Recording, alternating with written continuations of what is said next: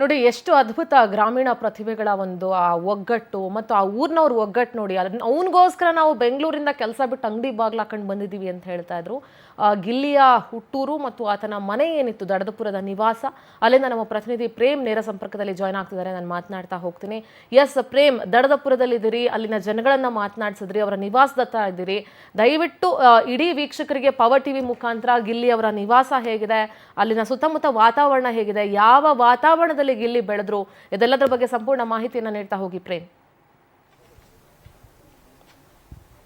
ಸಿಂಧೂರ, ಏನು ಅವರ ಸ್ವಗ್ರಾಮ ನಾವು ದಡದಪುರದಲ್ಲಿದ್ದೇವೆ. ಗಿಲ್ಲಿ ಅವರು ಹಳ್ಳಿಯಲ್ಲಿ ಬೆಳೆದು ಹಳ್ಳಿಯಲ್ಲಿ ಹುಟ್ಟಿ ರೈತನ ಮಗನಾಗಿ ಡಿಲ್ಲಿವರೆಗೂ ಕೂಡ ಹೆಸರು ಮಾಡಿರುವಂತದ್ದು. ಸಾಕಷ್ಟು ಕಲಾವಿದರು ಅವರ ಹೆಸರನ್ನ ಹೇಳ್ತಾ ಇರುವಂತದ್ದು. ಅವರ ಅಭಿಮಾನಿಗಳು ಬರೀ ಗ್ರಾಮೀಣ ದಡದಪುರದಲ್ಲಿ ಅಷ್ಟೇ ಅಲ್ಲ, ಇಡೀ ರಾಜ್ಯದಲ್ಲೇ ಕೂಡ ಅವರ ಅಭಿಮಾನಿಗಳಿರುವಂತದ್ದು. ಈಗ ನಾವು ಅವರ ಸ್ವಗ್ರಾಮದಲ್ಲಿದ್ದೇವೆ, ಸಂಭ್ರಮ ಮನೆ ಮಾಡಿರುವಂತದ್ದು.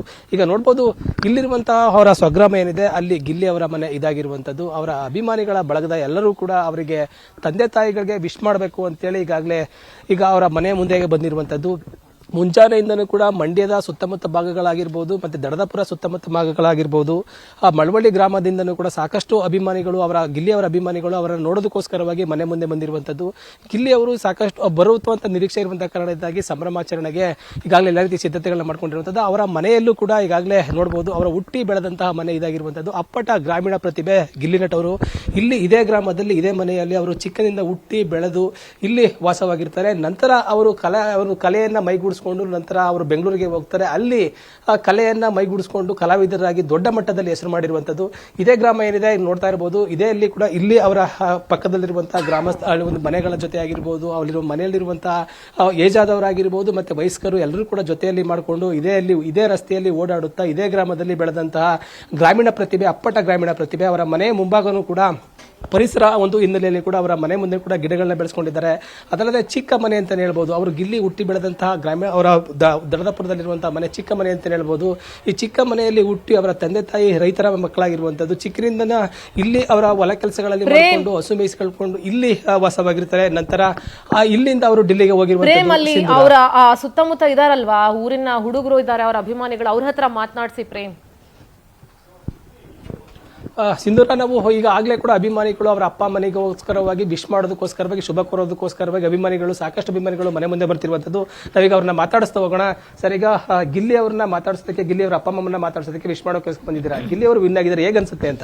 ಖುಷಿ ಆಯ್ತಿದೆ, ತುಂಬಾ ಖುಷಿ ಆಗ್ತಿದೆ. ಅದಕ್ಕೆ ಬಂದಿದ್ದೀವಿ. ನಾವು ಬಿಗ್ ಬಾಸ್ ನೋಡ್ತೇವೆ, ಎವ್ರಿ ಡೇ ನೋಡ್ತೇವೆ. ತುಂಬಾ ಸಂತೋಷ ಇದೆ ಸರ್. ನಮಗೆ ಪಾಂಡವಪುರದಿಂದ ಬಂದಿದ್ದೀವಿ. ಗಿಲ್ಲಿ ನಟವರು ರೈತರ ಮಕ್ಕಳು ಇನ್ನೂ ಬೆಳಿಬೇಕು, ಅವರು ತುಂಬ ಬೆಳಿಬೇಕು ಅಂತ ಕೇಳ್ಕೊತಿದ್ದೀವಿ. ತುಂಬಾ ಖುಷಿ ಆಯ್ತು ಸರ್. ನಾನು ಅದೇ ಗ್ರಾಮದವರ ಗಿಲ್ಲಿ ಅವ್ರ ಜೊತೆ ಆಟ ಆಡ್ತಾ ಇದ್ರ, ಅವ್ರ ಜೊತೆ ಬೆಳೆದವರ ಏನು ಎತ್ತ ಅಂತ ಕೇಳಿ. ಒಳ್ಳೇದಾಗ್ಲಿ ಸರ್, ಹಳ್ಳಿ ಮಕ್ಕಳು ಬೆಳೀಲಿ, ಬಡವ್ರ ಮಕ್ಕಳು ಬೆಳಿಬೇಕು, ತುಂಬಾ ಒಳ್ಳೇದಾಗಲಿ, ಮುಂದೆ ಇನ್ನೂ ಬೆಳೀಲಿ ಸರ್ ಅವರು. ಸಿಂಧೂರ, ಏನು ಇಷ್ಟು ಕೂಡ ಹೊರಭಾಗದಿಂದ ಅದೇ ಭಾಗದವರ ಅಲ್ಲಿರೋರೇನಾ? ಧ್ವನಿ ಕೇಳಿಸ್ತಾ ಇದೆಯಾ ನಿಮ್ಗೆ? ಈಗ ನನ್ನ ಧ್ವನಿ ಕೇಳಿಸ್ತಾ ಇದ್ರೆ ಸಿಂಧೂರ, ಈಗ ಅವರ ನನ್ನ ಧ್ವನಿ ಕೇಳಿಸ್ತಿದ್ಯಾ ಪ್ರೇಮ್? ಧ್ವನಿ ಕೇಳಿಸ್ತಾ ಇದ್ರೆ ಅಲ್ಲಿರೋ ಹಿರಿಯರನ್ನ ಕೇಳಿ, ಅವ್ರ ಅಕ್ಕಪಕ್ಕದವರೇ ಆಗಿದ್ರೆ ಗಿಲ್ಲಿ ಯಾವ ತರ ಬೆಳೆದ್ರು, ಏನು ಎತ್ತ, ಹೇಗಿತ್ತು ಅವರ ಅಂದ್ರೆ ಕಷ್ಟದ ದಿನಗಳು ಹೇಗಿತ್ತು, ಬೆಂಗಳೂರಿಗೆ ಹೋಗುವಂತ ಸಂದರ್ಭ ಹೇಗ್ ಬಂತು, ಅವ್ರ ಸ್ವಭಾವ ಹೇಗಿತ್ತು, ಅದ್ರ ಬಗ್ಗೆ ಎಲ್ಲ ಕೇಳಿ ಸ್ವಲ್ಪ.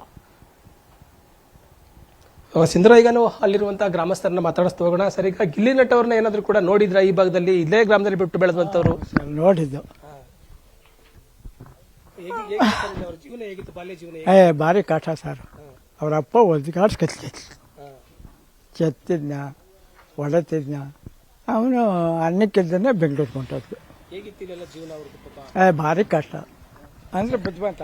ಸರಿಗ ಅವರು ಇಲ್ಲಿ ಗ್ರಾಮೀಣ ಪ್ರತಿಭೆ, ಹಳ್ಳಿಯಲ್ಲಿ ಹುಟ್ಟು ಬೆಳೆದಿರೋರ ಬಾಲ್ಯ ಜೀವನ ಎಲ್ಲ ಹೇಗೆ ಕಳೀತಾ ಇದ್ರು ಇಲ್ಲಿ ಅಂತ? ಇಲ್ಲ ಏನು SLC ಏನೇನೋ ಮಾಡಿದ್ದಾನೆ ಬಂಡೂರಲ್ಲಿ. ಅದು ಬಿಟ್ರೆ ಅವನು ಮುಂದೆ ಏನಾದ ಗೊತ್ತಿಲ್ಲ.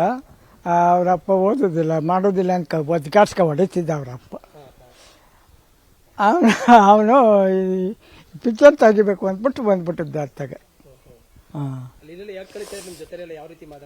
ಸರ್, ಅವ್ರು ಕುರಿ ಮೇಯ್ಸ್ಕೊಂಡಿದ್ರು. ರಜೆ ಬಿಟ್ರೆ ಇಸ್ಕೂಲ್ ಬಿಟ್ರೆ ಕುರಿ ಮೇಯ್ಸ್ಕೊಂಡಿದ್ದ ಅವರು ಒಂದು ಕುರಿಲಿ ಇಲ್ಲಾಂದ್ರೆ ಒಂದು ಬುದ್ಧಿವಂತ ಶಾಂತ ಕುರಿ ತಂದು ಬಂಡೂರು ಕ್ರಾಸ್ ಮಾಡಿದ್ರು ಅವರು. ಈಗ ಅವರು ಇಲ್ಲೇ ಹುಟ್ತಾ ಇದ್ರು, ನೀವೇ ಇಲ್ಲೇ ಇದ್ರಿ, ನೀವು ಹುಟ್ಟಿ ಬೆಳೆದಂತವ್ರು. ನಿಮ್ ಜೊತೆಲಿ ಯಾವ ರೀತಿ ಒಡನಾಟ ಇತ್ತು? ನಿಮ್ ಜೊತೆ ಮಾತಾಡ್ತಿದ್ರೆ ದಿನ ಸಿಗ್ತಾ ಇದ್ರಾ ಅಂತ? ಇಲ್ಲ ಸರ್, ಅವ್ರ ಅಪ್ಪ ಸಿಕ್ತಿತ್ತು. ನಾನು ಅಂದ್ರೆ ಕುರಿ ಬೇಯಿಸ್ಕೈತೆ ಅವ್ರಪ್ಪ. ಇವನು ಇಷ್ಟವೆಲ್ಲ ಗೊತ್ತು, ಒದ್ಗಾಡ್ಸ್ಕೊಂಡು ಕೆತ್ತಿದ್ದ ಅವ್ರಪ್ಪ. All right Prem, thank you ನಿಮ್ಮೆಲ್ಲ ಡೀಟೇಲ್ಸ್ಗಾಗಿ. ಎಸ್, ಗ್ರಾಮೀಣ ಪ್ರತಿಭೆ, ಅಪ್ಪಟ ಗ್ರಾಮೀಣ ಪ್ರತಿಭೆ, ಕುರಿ ಮೇಯಿಸ್ಕೊಂಡಿದ್ದಂಥ ಹುಡುಗ, SLC ಓದಂಥ ಹುಡುಗ, ಓದೋ ವಯಸ್ಸಲ್ಲಿ ಓದ್ದಲೆ ಅಪ್ಪನ ಹತ್ರ ಅಂದರೆ ತಂದೆ ಹತ್ರ ಒದೆ ತಿಂತಾ ಇದ್ದಂಥ ಹುಡುಗ ಇವತ್ತು ಅತಿ ದೊಡ್ಡ ರಿಯಾಲಿಟಿ ಶೋ ಅಂತ ಕರೆಸ್ಕೊಳ್ಳುವಂಥ ಬಿಗ್ ಬಾಸ್ ಸೀಸನ್ 12 ಗೆದ್ದು ಎಲ್ಲ ನಟರ ಒಂದು ಬಾಯಲ್ಲಿ ಗಿಲ್ಲಿ ಅಂತ ಹೇಳಿಸ್ಕೊಳ್ಳೋ ಮಟ್ಟಿಗೆ ಅವರ ಪ್ರತಿಭೆ ಬೆಳೆದಿದೆ ಅಂತ ಹೇಳಿದ್ರೆ ಇದು ನಿಜವಾಗ್ಲೂ ಅದು ಸ್ವಯಂ ಏನಂತ ಹೇಳ್ತೀವಿ, ಎಫರ್ಟ್ಸ್ ಅಂತ ಹೇಳ್ತೀವಲ್ಲ, ಆ ರೀತಿಯಾದಂಥ ಸ್ವಭಾವ ಬಹುಶಃ ಗಿಲ್ಲಿಯ ಇನ್ನೋಸೆನ್ಸ್ ಅಲ್ಲಿ ತುಂಬಾನೇ ವರ್ಕ್ ಆಗಿದೆ ಅಂತ ಹೇಳ್ಬೋದು.